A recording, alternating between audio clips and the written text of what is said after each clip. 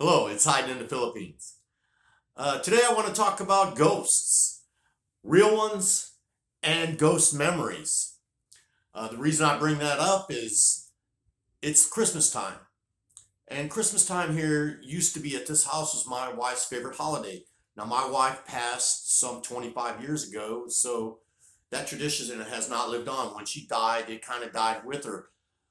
Right after Christmas, right after Thanksgiving, pardon me, right after the meal, after the dishes were done and the food was put away, I had to go down in the basement, get the old fake tree, and drag up all the ornaments and everything up out of the basement because the tree was going to get decorated immediately. So for me, that's a ghost memory. I around Christmas time, I see my wife all over because it was her thing. She loved it.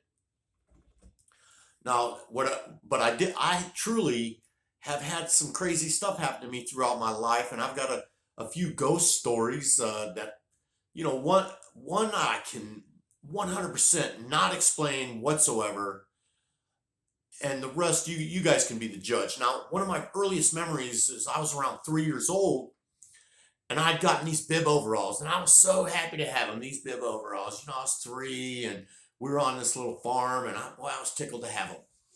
So I got my bib overalls on and I'm running around the farm there and the grown-ups were talking. So, I trucked on off. As a little 3-year-old, I saw whatever I saw, squirrel. So anyway, I go trucking off to where I truck off to and I see this pen and it's got cows in it. Now, unbeknownst to my 3-year-old me and older me, 100% knows what it is now, that was a breeding pen. There was a bull in there and 10 heifers. That bull had, they put him in a small pen so them heifers can't get away. He works his way through the 10.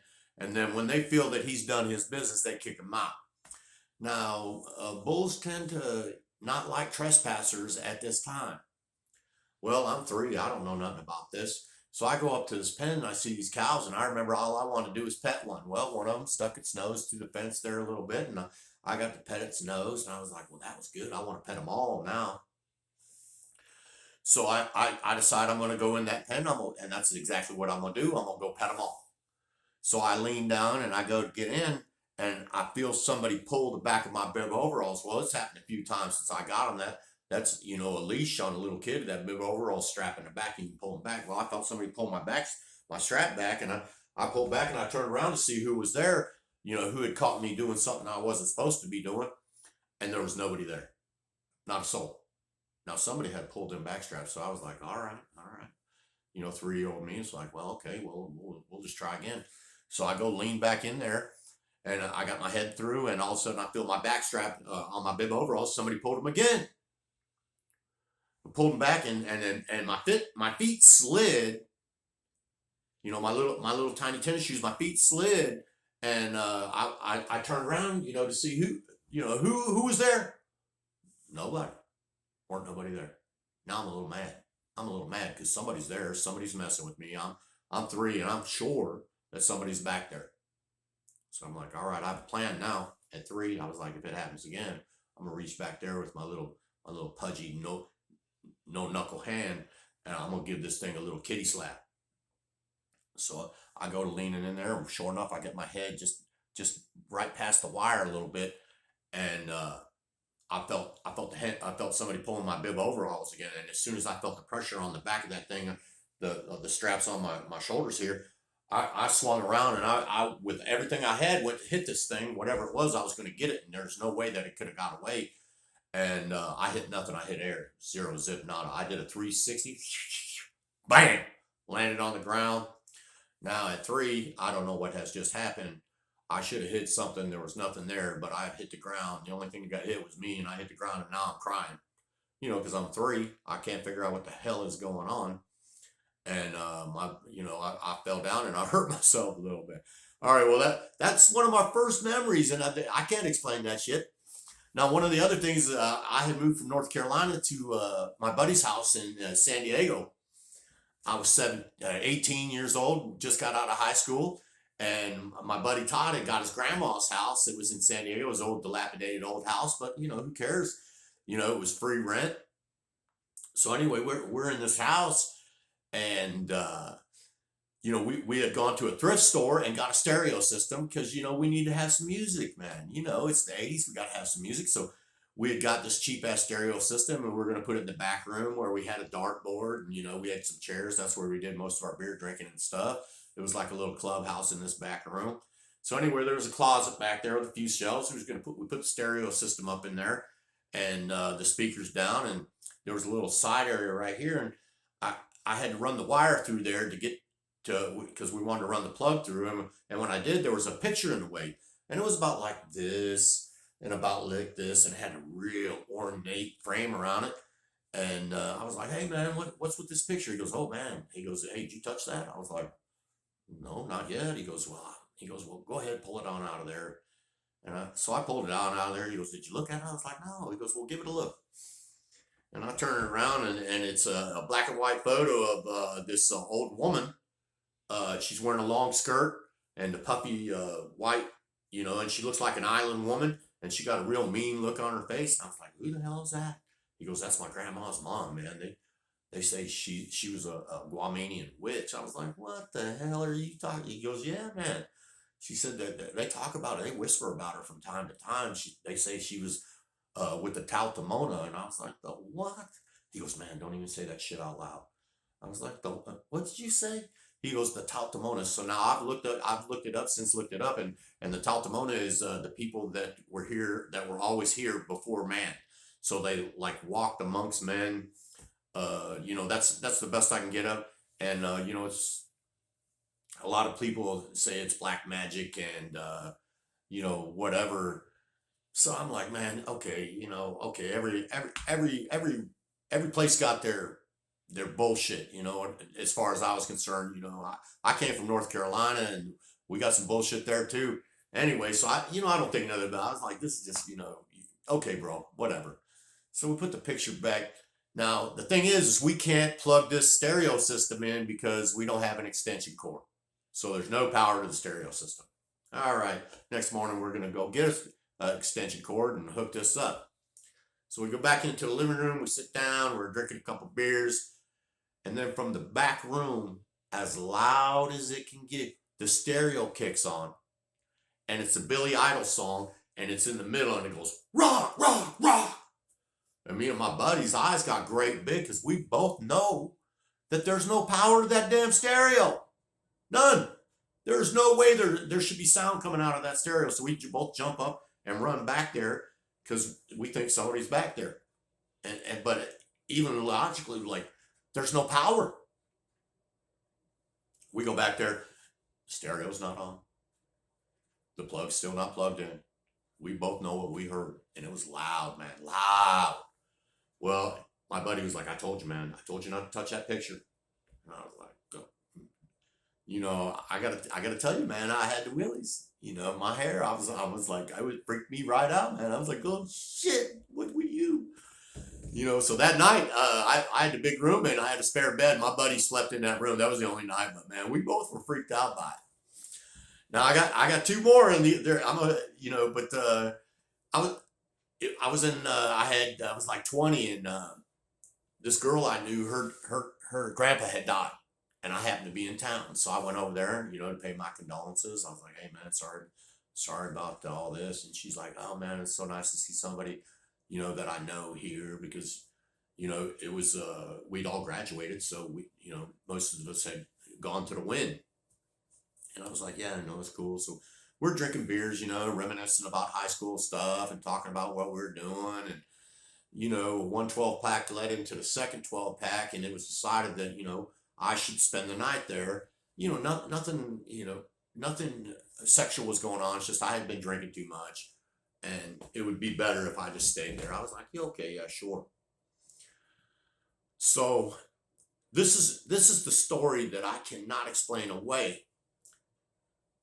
So, after we drink quite a bit, and it's time to go, it's time to go night-night. So we go in the house, and she goes, you just take a spot on the couch. Her grandma was there, and it was her, me, and the grandma, so I post up on the couch, and they got the TV, and I turn the TV in, I'm watching TV, and I'm smoking a cigarette, and I had said to myself, I was like, well, when I finish this one, I'm gonna put it out. I'm just turn the TV off and go to sleep. So that's what I was doing. I was about halfway through that cigarette, and all of a sudden I saw movement outside of my eye there. So I turned my head because I thought it was a grandma or Michelle was on their way to going this way to the kitchen or whatever they was doing. So I turned my head, and that's when I saw what I saw. I saw the dead grandpa walk to the garage door. I mean, plain as day. Plain as day. My eyes were open. I was not sleeping. I'm looking at this dude. I'm, when you see something like that, you cannot 100. You have no words to explain. You can't even talk. I was like, I'm looking at this dead dude. Now he walked to the garage door. He opened the garage door and he turned and looked at me. Then I got this overwhelming like message type urge, like he was trying to transmit to me, tell everyone I'm leaving now. And I was like, that's exactly what he looked at me and I felt that. And then he went in the garage, shut the garage door. Now, as soon as the garage door shut, bang, it made a distinct sound when the grandma jumps up out of the bed, comes running out she's like, who's in the garage?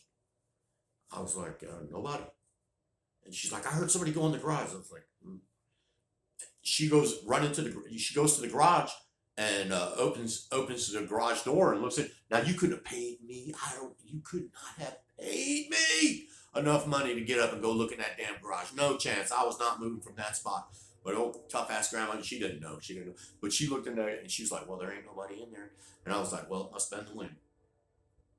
Because that's all I can imagine. Because I did not want to explain to this woman who just put her man in the ground that I just saw her dead.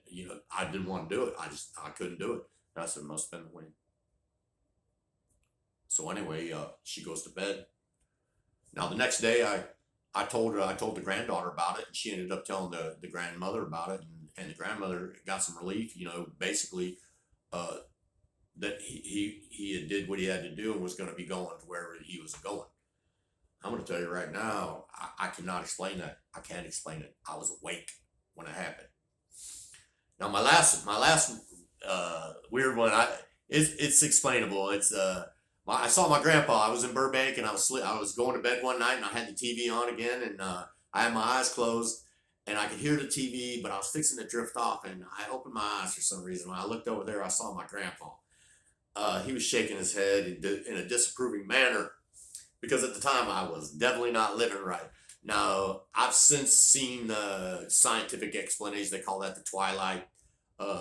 You're not awake, but you're in a dream-like state. So you're in an iffy spot. So that one, that was probably just a dream. Now, my wife died in this house. If I was going to see ghosts, you'd expect I would have saw my wife traipsing around here, but when she died, I believe she just went where she was going, just like a scalded dog. She just ran up out of here and went to her reward, whatever that's going to be. But it was all like almost 10 years later, I did have a dream about her, and it surprised me because after all that time, I had no dreams, and I finally had a dream about her. She came knocking on the door, and it was like 3 a.m. and I went and opened the door, and there she was, and I was like, in the dream, I was like, what are you doing here? You're not supposed to be here. You're dead. You can't be here. And she's like, where's CJ and where's Levi, which are my 2 sons? And I was like, well, CJ's in Bowling Green and Levi's in Columbus at my mom's house. And she goes, well, I want to see the boys. I was like, well, you're going to have to go over there to see them. And I got no sense that she wanted to talk to me at all. It was one of those things that it was a weird ass dream. Now, the even weirder part is I called my mom the next day and I was like, Mom, I had this crazy ass dream. And she was like, I heard her curse under her breath. My mom never curses, ever. She goes, last night about 2:30 in the morning, somebody was beating on my door. She goes, but I wasn't getting up. And I was like, okay, that's just some of the weird. Now, I'd like to move on to ghost memories now. I don't know if you've all stuck around. And like I said, if you do got a ghost story, by all means, share it with me. I'd surely like to hear, your weird, or something that you can't explain. Also like to add, if you made it this far, please like and subscribe, thumbs up and all that stuff. We're trying to get to the Al's Go rhythm. Okay, now moving along. I live in a small town and I've been here 35 years. Now I have a lot of ghost memories, you know, and what I mean is by ghost memories, like this, I live in this house and my wife is gone, but sometimes I'll hear her laughter. I will, it's like it's right there. Sometimes I'll see things, memories in this house of bygone times, good memories, some bad memories.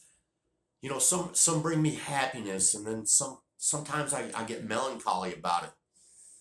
I'm 60, and I've had some people pass on me. People that I cared about and loved, and they're gone now. And they're from around here. I'll drive around this little town or out in the country, and there'll be little spots where I'll see something and it'll trigger a memory of a person or a time. And I'd like to say all those memories are fond, but they're not. There's quite a few fond memories, but there'll be from time to time, one of the dark memories will come up. I had a guy try to kill me one time. He 150 stitches across my face and all these holes in my neck. He got me with a beer bottle. Uh, he was trying to end my days, and he didn't manage to do that. But that happened around here. That's one of my dark ghost memories that I had. And when I think about it, it makes me twitch.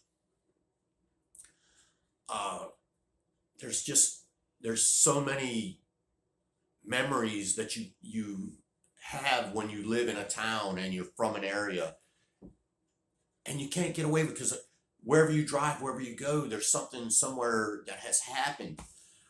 Now, I'm a changed man in many ways. I really have. I've changed in so many ways. I'm just not that guy anymore.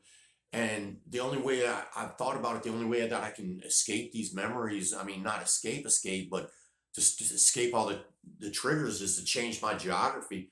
Now, when I was over in the Philippines, it was like a fresh start. Everything was new. There was new places and new people, and it was a freedom of its own, to be able to to build new memories without the old memories trying to drag me down, or tamper the new things that are happening to me.